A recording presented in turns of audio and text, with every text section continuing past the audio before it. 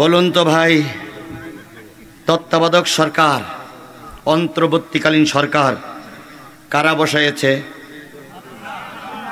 বাংলাদেশের 18 কোটি মানুষের দাবি তত্ত্বাবধায়ক সরকার। কথা বলেন ঠিক না ঠিক?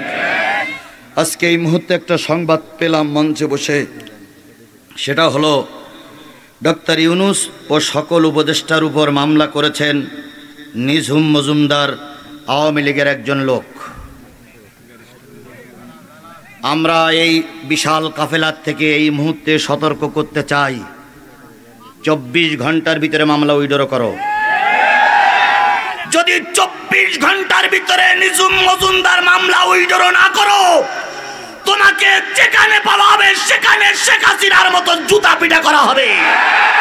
এটা মামার বাড়ির আবদার নয়, এটা ভারতের সিকিম নয়, এটা শ্রীলঙ্কা নয়, এটা স্বাধীন সার্বভৌম 18 কোটি মানুষের বাংলাদেশ।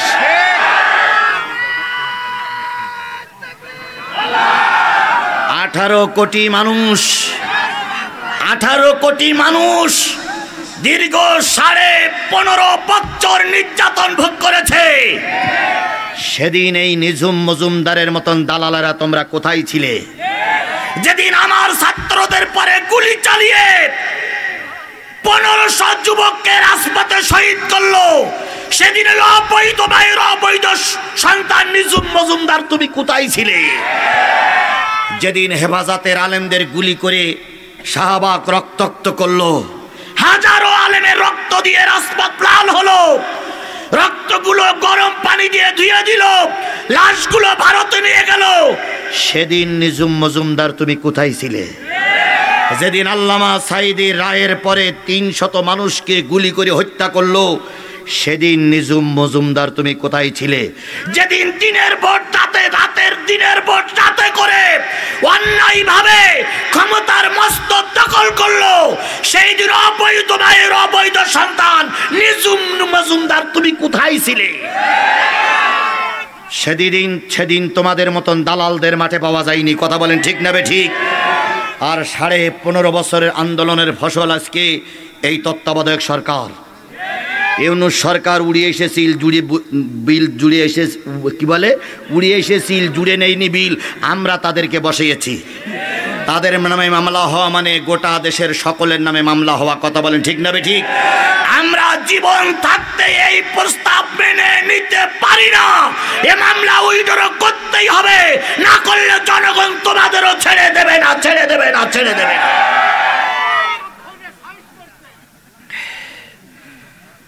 আল্লাহ পাক হয় বোঝার তৌফিক দিক, নাই শেখ হাসিনা যে পথে গেছে এদেরকে সেই পথে নিয়ে যাক। আমাদের দেশের এক বিচারক কালামানিক বলেছিল, আমি সকলের রায় কার্যকর করলাম, সাঈদীর রায়টা দেখে যেতে পারলাম না। আফসোস ছিল না? শেষ পর্যন্ত জনগণ লাথি মেরে ওর বিসি আউট করে দিয়েছে, বিসি আউট করে দিয়েছে। ওর 2 বিসির 1 বিসি নেই। হাসপাতালে চিকিৎসার পরে যখন বেডশিট দিয়ে ঢেকে রেখেছে জায়গা, তখন বলতেছে, কি ব্যাপার আপনার এই অবস্থা কেন? কয় বিসি আউট, বিসি আউট। সাংবাদিক বলতে ডাইন পাশেরটা না বাম পাশেরটা? তখন বলতেছে, আমার এদিক জ্বালায় পথ পাচ্ছে, তুই ডাইনটা না বামটা তাই খুঁজকিচ্ছে চাও। তাহলে বোঝো, সাঈদীর রায় কার্যকর করা দেখে যেতে পারিনি বলে জনগণ কি আউট করে দিয়েছে? বিসি আউট করে দিয়েছে। নিঝুম মজুমদার মনে করতেছে বাকবাকুম করে এখনো পার পেয়ে যাবা, মামলা করেছো, কালকে তুমি কিভাবে ফাঁকায় বেরোবে এটাও জনগণ দেখবে। ওর তো একটা বিসি আউট হয়েছে, আর নিঝুম মজুমদার তোমার 2টো বিসি আউট হবে, অপেক্ষায় থাকো। জনগণ ছেড়ে দেবে না, দেবে না, দেবে না। প্রধান অতিথি যাওয়ার সময় একটা কথা বলো, বলি গেছে, বলবো?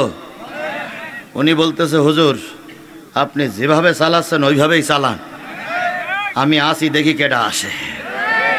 এখন বলুন, ওনারা থাকলু কি আর না থাকলু কি, আমি আছি, আমার আল্লাহ আছে। কথা বলেন ঠিক না বেটি?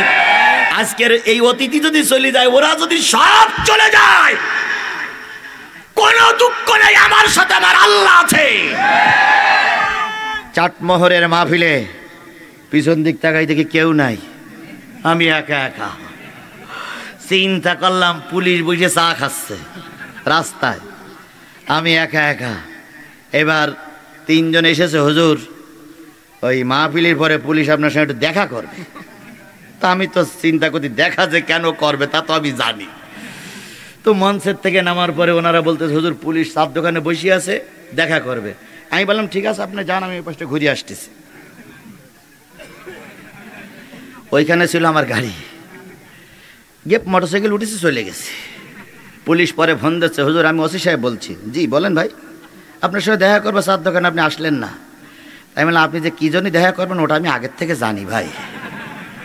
তো বলতেছে সাতক্ষীরার লোক খুব চালাক। সেদিনও কেউ ছিল না, আমার সঙ্গে কে ছিল? আজকে আপনাদের উৎসাহ দান করার জন্য, পাশে থাকার জন্য ধন্যবাদ। কিন্তু কেউ যার নেই তার কে আছে? আমার ভাইরা, যে জিনিসটা বুঝাতে চাচ্ছিলাম, নবী সাল্লাল্লাহু আলাইহি সাল্লাম এই আয়াতটা যখন নাজিল হলো তখন মক্কারও প্রেসিডেন্ট, মদিনারও প্রেসিডেন্ট। কথা বলেন ঠিক না বেঠিক?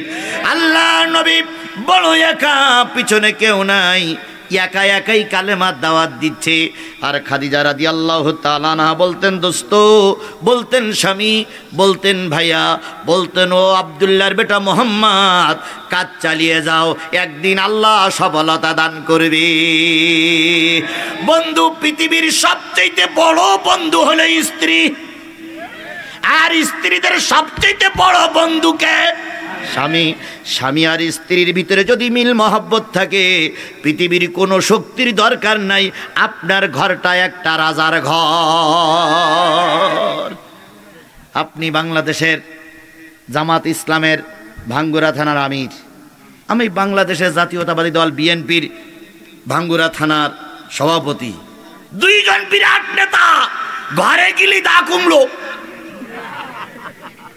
স্বামী স্ত্রীর ভিতরে দা কুমড়ো সম্পর্ক, ও নেতার সমাজে এক পয়সাও দাম নেই। কথা বলেন ঠিক না বেঠিক? আপনি বড় নেতা না, কিন্তু ঘরে গেলে স্বামী স্ত্রীর ভিতরে কি আছে? মিল মহব্বত আছে। আপনার ঘরটা জান্নাতের টুকরা। আপনি মসজিদের ইমাম, স্ত্রী আপনার ভালোবাসে না, আপনার ঘর জাহান্নাম। এই জন্য খাদিজা রাদিয়াল্লাহু তাআলা ছিলেন নবীর সহায়ক। খাদিজা বললেন, ও হাবিব, আব্দুল্লাহর বেটা মোহাম্মদ, চিন্তা করিও না, আল্লাহ তোমার বিজয় দান করবে। নবী যেভাবে করতে করতে করতে করতে অনেক দিন চলে গেলেন। আবু বকর মুসলমান হয়ে গেছে, ওমর মুসলমান হয়ে গেছে, আমির হামজা মুসলমান হয়ে গেছে, আলী রাদিয়াল্লাহু তাআলা আনহু মুসলমান হয়ে গেছে। অনেকেই যখন মুসলমান হয়ে গেল, অনেকেই যখন কালেমাওয়ালা হয়ে গেল, নবীর তখন মনে মনে ইচ্ছা হলো ওই যে বিশাল কাবা, পৃথিবীর সর্বশ্রেষ্ঠ ঘর কাবা, পৃথিবীর সবচেয়ে সম্মানিত ঘর কাবা, পৃথিবীর সবচেয়ে মর্যাদাশীল ঘর কাবা, ওই কাবার ভিতরে প্রতি সোমবার আর প্রতি শুক্রবারের নেতারা ঢোকে। আমি একটু কাবার ভিতরে ঢুকে দেখব কাবার ভিতরে কি আছে। সবচেয়ে পৃথিবীর পবিত্র ঘর কাবা নয়? জোরে বলেন কাবা নয়?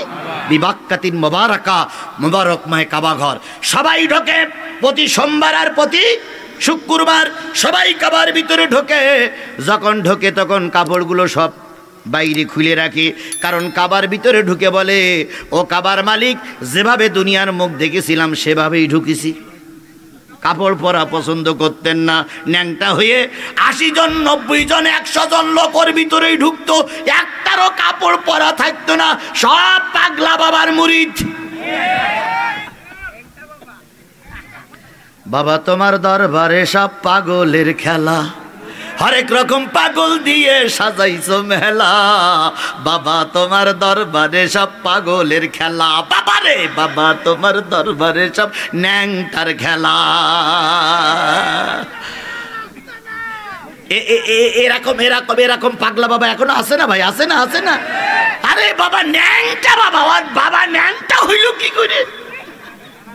কিছু কিছু বাবা আছে চুল কাটে না, দাড়ি কাটে না, মোষ কাটে না, তারপরে গোপ কাটে না, বগলের তাও কাটে না, আরো কত জায়গা আছে সেও কাটে না।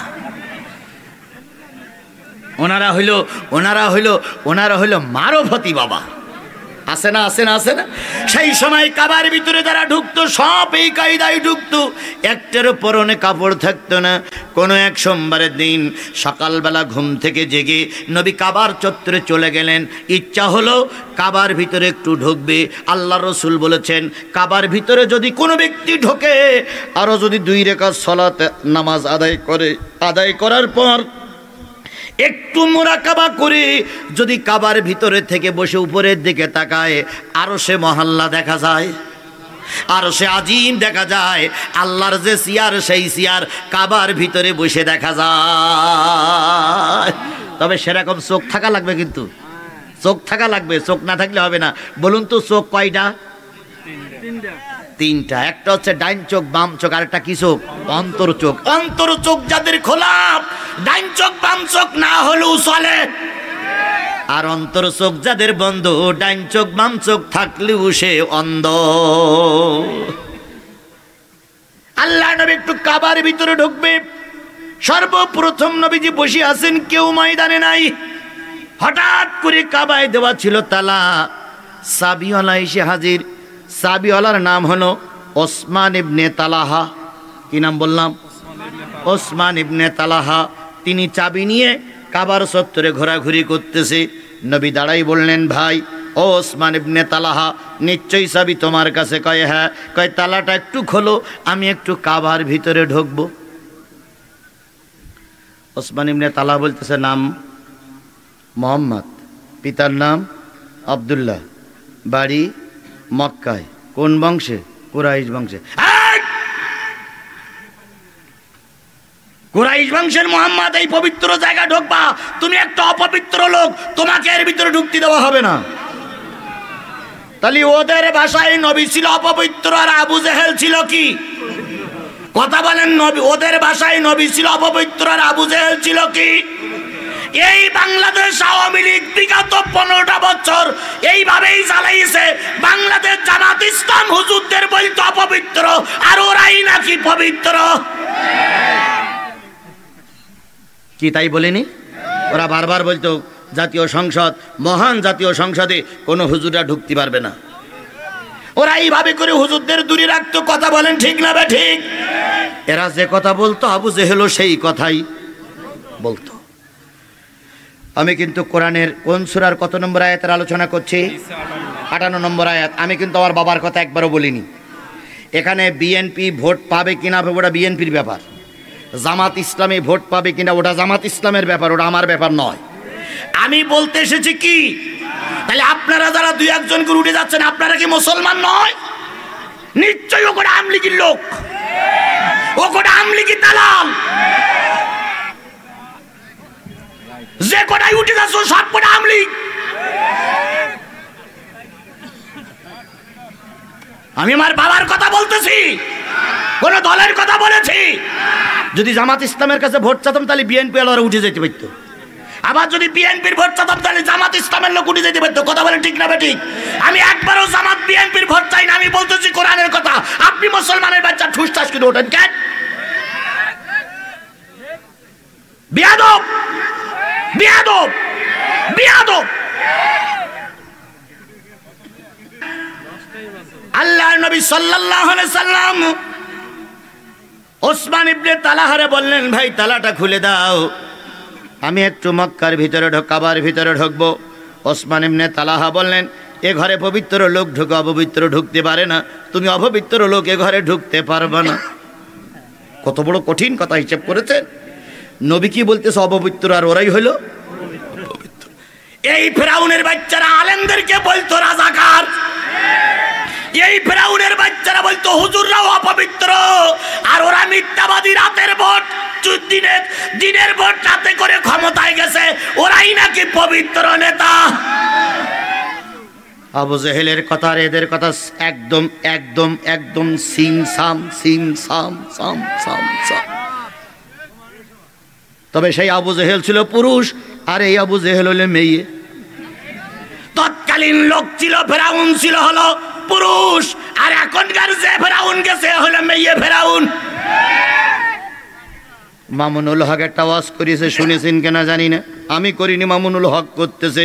মামুনুল হক বলতেছে ফেরাউনের একটা গ্লাসের ভিতরে গুলে ফেলো, নমরুদের একটা ওই একই গ্লাসের ভিতরে গুলে ফেলো, তাহলে কয় নেতা গলা হইল? ফেরাউন আর নমরুদ। ওর ভিতরে কারুনের গুলে ফেলো, তাহলে কয় নেতা গোলা হইল? 3 নেতা। ওর ভিতরে আব্দুল্লাহ ইবনে উবাই ইবনে সুলুলিরে গুলে ফেলো, 4 নেতা। গোলার পরে ওই গোলা পানিগুলো একটা মেয়ে লোকের খাওয়াও, খাওয়ানোর পরে ওই মেয়ে লোক যদি মা হয় আর ওই মায়ের পেটের থেকে যদি কোনো বাচ্চা হয়, সেই বাচ্চার নাম হবে শেখ হাসিনা।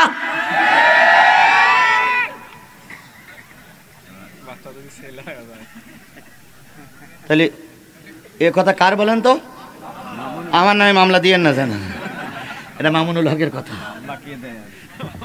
মামুনুল হকের বক্তব্যে 4 শয়তান একসঙ্গে গুল্লি যে পানি হবে, ওই পানি কোনো মা খাইলে ওই মায়ের পেটের থেকে যদি কোনো মেয়ে সন্তান জন্ম নেয়, সেটাই হবে বাংলাদেশের শেখ হাসিনা।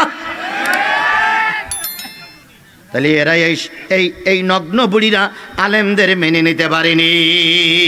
কত বড় হীন, কত বড় নিম্ন চরিত্রের লোক হলে বজলুল হুদাকে জেলখানার ভিতরে ঢুকে নিজে হাতে বুকির পরে পা দিয়ে এই শেখ হাসিনা বজলুল হুদাকে জবাই করেছে। নিচে নিচে নিচে মানুষ কত নিচে নামতে পারে,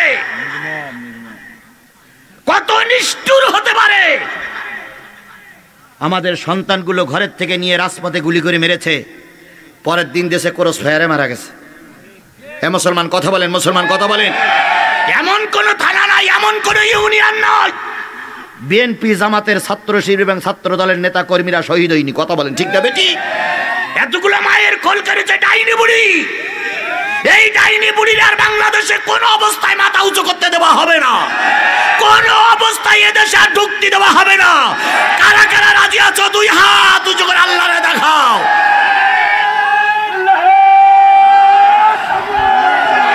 হাত নামান, হাত নামান, হাত নামান।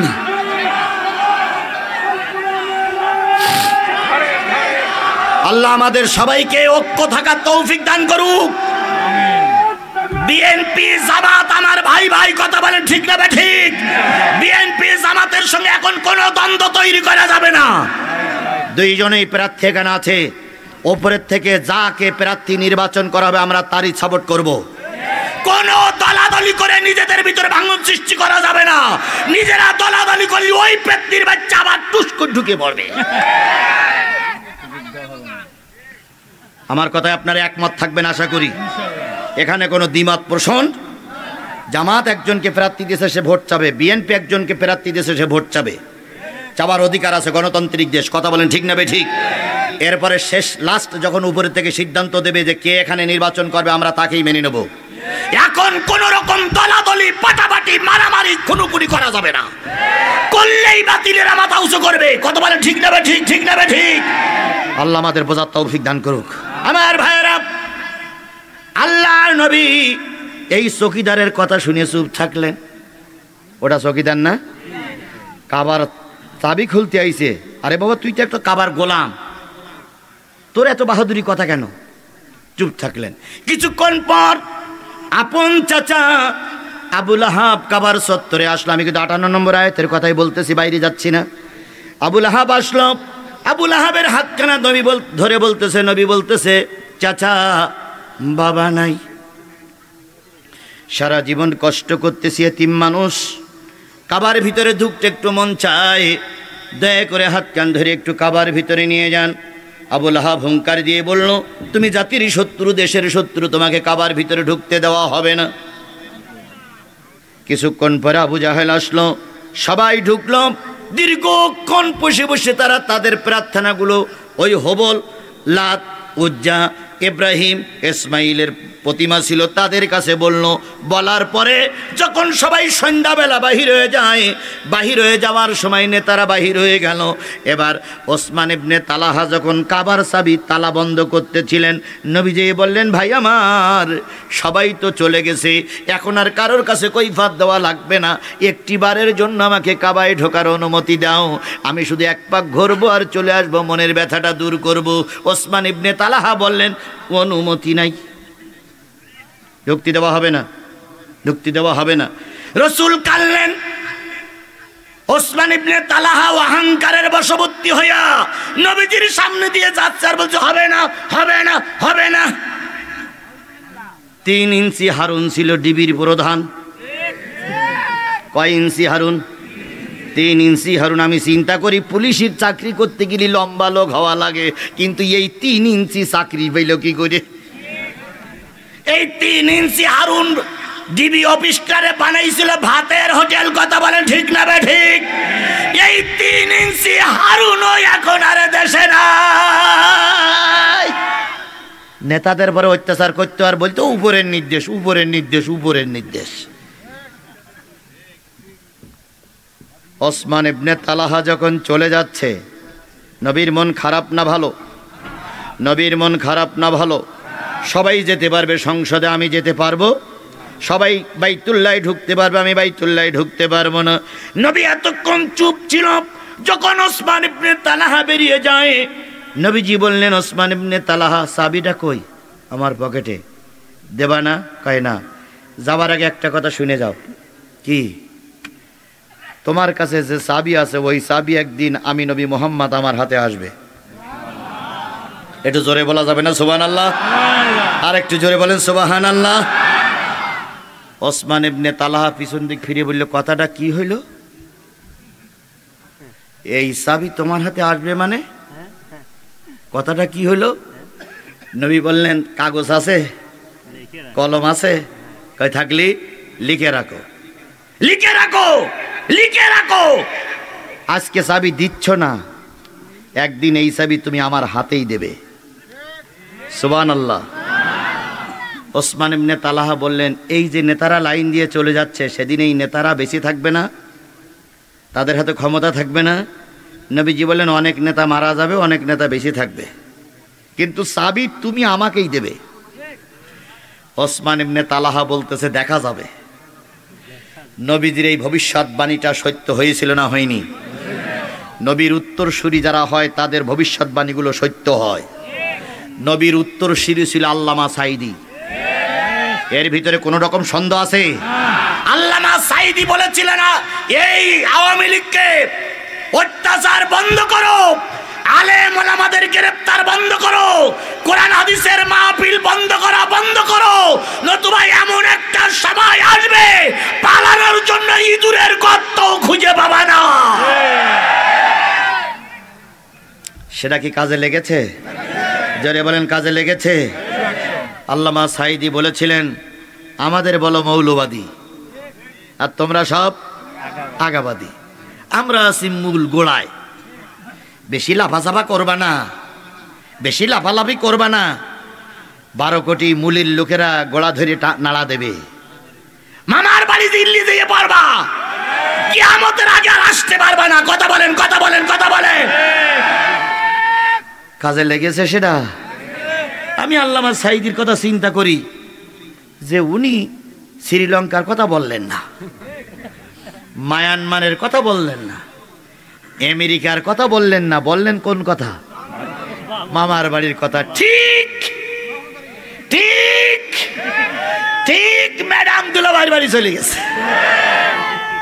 তাই তো এখন সাংবাদিকরা লিখতেছে, আমাদের নেত্রী স্বামী নাই আর মোদির বউ নাই, এই জন্য ভাবি গেছে ভাইয়ের কাছে।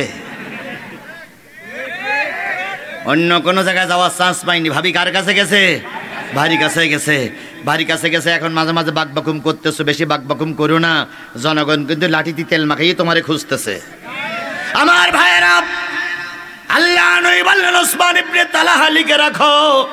কিছুদিন পর আল্লাহর নবী হিজরত করে কোথায় চলে গেলেন? মদিনায় চলে গেলেন। 8 বছর আল্লাহর নবী মেহনত করলেন। বদরের যুদ্ধ হয়ে গেল, অহুদের যুদ্ধ হয়ে গেল, খন্দকের যুদ্ধ সহ আরো কিছু যুদ্ধ হয়ে গেল। বহুত নেতারা মৃত্যুবরণ করলেন। 8ম হিজরি সনে আল্লাহর নবী পবিত্র রমজান মাসে 10,000 সাহাবী নিয়ে রোজার মাসে মক্কা বিজয় করে ফেলল। কি বিজয় হয়ে গেছে? মক্কা বিজয় হয়ে গেছে। এবার মক্কার চাবি কার হাতে আসবে? নবীর হাতে আসবে। মক্কা বিজয় হয়ে গেল। কোন নেতার ময়দানে নাই, সব নেতা পালিয়েছে, কেউ মারা গেছে। নবীজি বললেন, বেলাল আজান দাও। 8টা বছর রক্তগুলো কুড়িয়ে কুড়িয়ে খাচ্ছে। দিলের ভিতরে ব্যথা কয় বছর? 8 বছর মদিনায় ঘুরতেছি, কাবার চত্বরে নামাজ পড়বে, এখন কাবা দখল হয়ে গেছে, আজান দাও। বেলাল বলেন, ইয়া রাসূলুল্লাহ, আজান কি ভিতরে দেব না বাইরে দেব? নবী বললেন, ভিতরেই দাও। ভিতরে যেয়ে যে ভিতরে আজান দিতে যেয়ে দেখে কাবায় তালা মারা। সেই তালা মারা এখনো আছে। কাবায় কি মারা? তালা মারা। এবার নবীজি বললেন, বেলাল কি হলো? কই তালা মারা। নবীর পিছনে ওমর আছে, নবীর পিছনে আলী আছে, নবীর পিছনে আমির হামজা আছে। এত বড় বীর পালোয়ানের সামনে কি মারা? যদি আল্লাহর নবী হিংস্র হতেন, আল্লাহ মাফ করুক। আল্লাহর নবী যদি সন্ত্রাসী হতেন, আল্লাহ মাফ করুক। আল্লাহর নবী যদি জঙ্গি হতেন, আল্লাহ মাফ করুক। আল্লাহর নবী যদি রাষ্ট্রদ্রোহী হতেন, আল্লাহ মাফ করুক। নবী যদি একবার ইশারা করতেন, এই আলী তালা ভাঙ, কতক্ষণ সময় লাগতো? খয়বারের যুদ্ধে হযরত আলী যুদ্ধ করতে করতে ঢাল ভেঙে গেছে। তো ঢাল ভেঙে গেছে, ঢাল না হলে যুদ্ধের ময়দানে টেকা যায়? দুর্গর কপাট ধরে টান দিছে, টান দিলি সেই কপাট হয়ে গেছে ঢাল। সেই যুদ্ধে মুসলমানদের বিজয় হয়ে গেছে, সুবহানাল্লাহ। আসার পরে নবী বলতেছে, আলী ঢাল যখন ভেঙে গেল তখন কি করলে? কই, ইয়া রাসূলুল্লাহ, আলীর হাতে কি ক্ষমতা কম মনে করতেছেন নাকি আপনি? এই বাহুতি জোর কি কম মনে করতেছেন নাকি? যদি পৃথিবীর বোটাটা ধরে উঁচু করতে পারতাম তো সাগাই দেখতাম পৃথিবী কয় কেজি ভার। সেই আলী সামনে দাঁড়ায় আছে।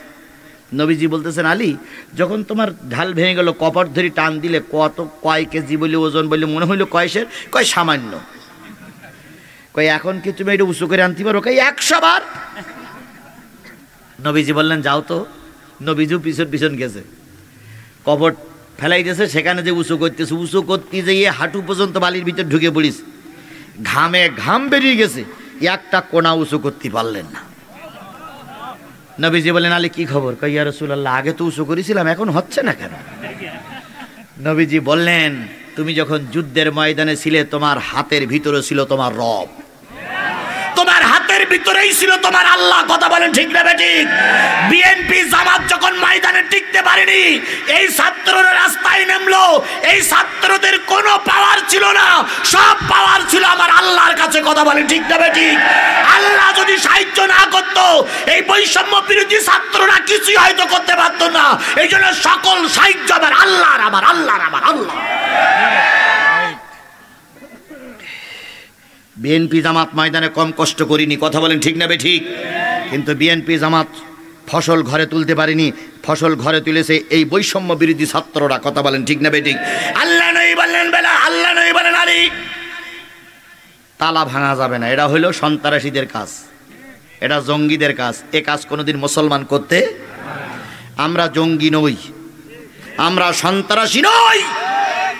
যে পুলিশ বলতো যে কি বলে গোপন বৈঠক চলাকালীন অবস্থায় জামাতের নেতা কর্মী ধরা পড়িছে, সেই পুলিশ আজকে ছাত্রলীগের, তারপরে আওয়ামী লীগের কিছু নেতা কর্মী ধরেছে, ধরার পরে বলতেছে ওরা গোপন বৈঠক করতেছিল। তো আমি চিন্তা করলাম, গোপন বৈঠক তো জামাত ইসলাম করবে, ওরা করতে গেল কেন? এতদিন পর্যন্ত আমাদের বলেছে না গোপন বৈঠক চলাকালীন অবস্থায় মুখের মুখে ধরেছে, তাই বলেছে না? আমারও ধরেছিল গোপন বৈঠক চলাকালীন অবস্থায়। আমি ইফতার করতেছি, ভালো করে শোনেন, ইফতার করতেছি রোজার মাসে, কেবল এক লোকমা বিসমিল্লাহ ওয়ালা বারাকাতিল্লাহ বলেছি, 16 জন পুলিশ আবার ঘিরে ফেলাইছে। ধরে পার মোটর সাইকেলে তুলে চোখ বাঁধলো, হাত বাঁধলো, 5 দিন রিমান্ডে রাখলো। 5 দিন চোখ মোটে খুলিনি, পায়খানা করার সময় চোখ বন্ধ অবস্থায় পায়খানা করতে হয়েছে। 5 দিন পরে থানায় হ্যান্ডওভার করলো। আমি 70 জন লোক নিয়ে ইন্দ্রনগর আলিয়া মাদ্রাসার বসে বসে গোপন বৈঠক করতেছিলাম। পুলিশ সংবাদ পেয়ে আসলো, 69 জন পালাই গেল। আজিজুল ইসলাম জিহাদি হাতে নাতে ধরা পড়িছে। সেই মামলায় চালান দিল, 6 মাস জেল খাটতে হইল। তাহলে আমি ইফতারি করা অবস্থায় ধরা পড়লাম কি বৈঠক করা অবস্থায়? গোপন বই, সেই গোপন বইটাকে এখন আওয়ামী লীগের ঘাড়ের পরে চেপে গেছে ভাই। হায় রে আল্লাহর কি খেলা রে ভাই, একটু কষ্ট হয়েছে আমাদের, কিন্তু খেলা এখন উল্টে গেছে। কথা বলেন ঠিক না বেঠিক? আমার ভাইয়েরা, নবী বললেন বেলাল, কাবার তালা যখন খোলা যাচ্ছে না, ছাদের পরে উঠে আজান দাও। বেলাল ছাদের পরে উঠে আজান দেওয়ার জন্য দাঁড়িয়ে গেছে। বেলাল ছাদের পরে উঠে বলতেছে আল্লাহু আকবার, আল্লাহু আকবার, আল্লাহু আকবার, আল্লাহু আকবার, আশহাদু আল্লা ইলাহা ইল্লাল্লাহ,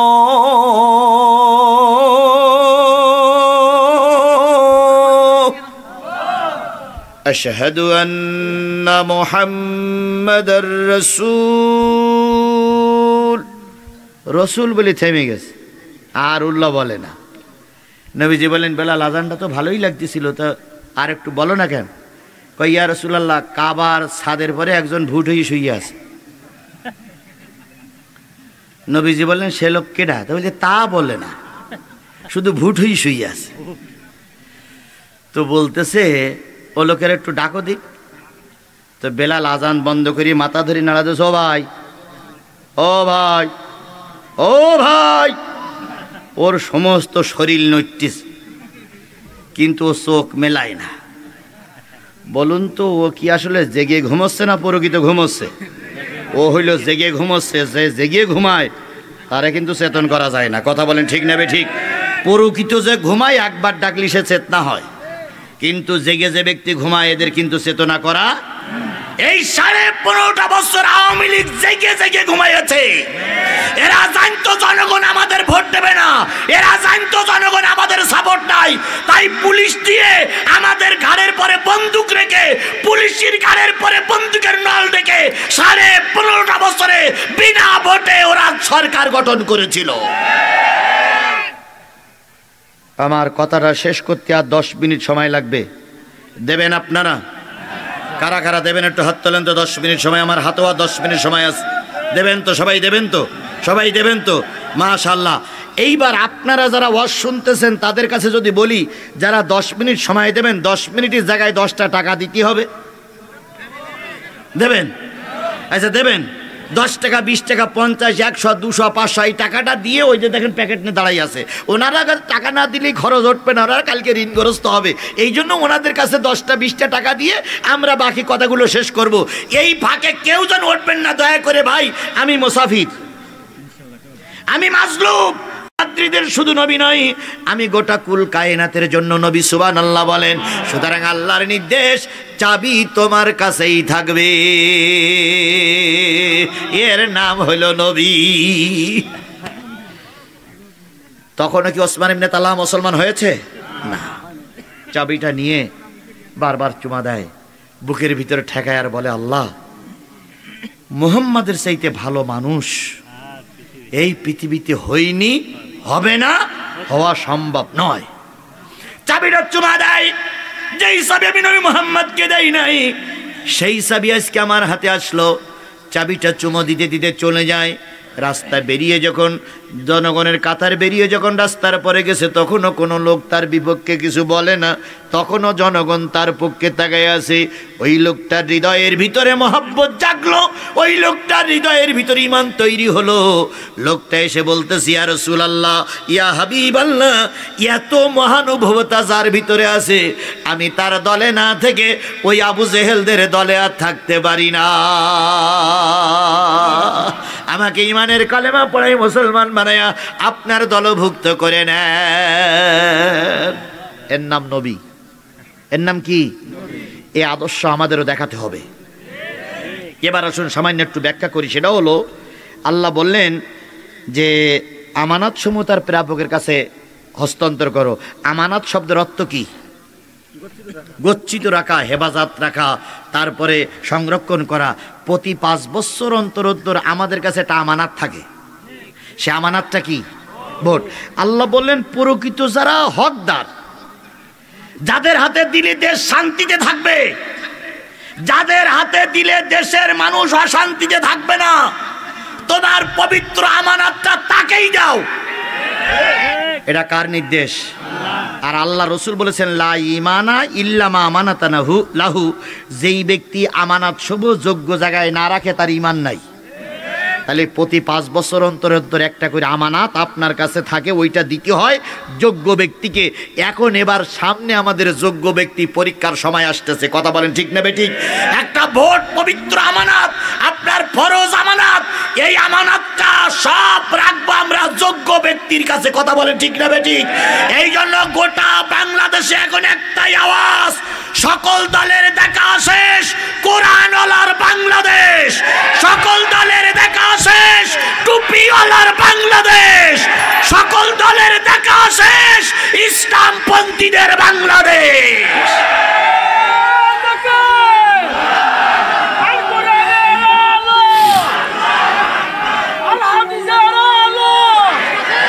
সুতরাং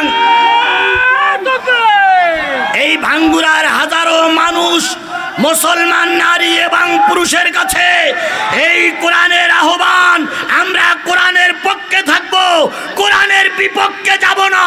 কোরআন দিয়ে সংসদ চলুক, কোরআন দিয়ে গণভবন চলুক, কোরআন দিয়ে বঙ্গভবন চলুক। এটা কি আপনারা চান? কারা কারা চান? 2 হাত উঁচু করে আল্লাহরে দেখা। আয় আল্লাহ, আয় আল্লাহ, আমরা ওয়াদা করছি আগামী নির্বাচনে কোরআনের পক্ষে থাকব, কোরআনের বিরুদ্ধে যারা যাবে আমরা তাদের পক্ষে কাজ করব। আল্লাহ আমাদের ওয়াদার পরে টিকে থাকার তৌফিক দান করুক। আরো জোরে বলেন আমিন, আরো জোরে আমিন, আরো জোরে আমিন। তাহলে কোরআনের কথা হলো, নেতাদের শুনেন, লা ইমানা ইল্লামা আমানাতানাহু ওয়ালা সালাতা লিমান লা তুহুরা লাহু।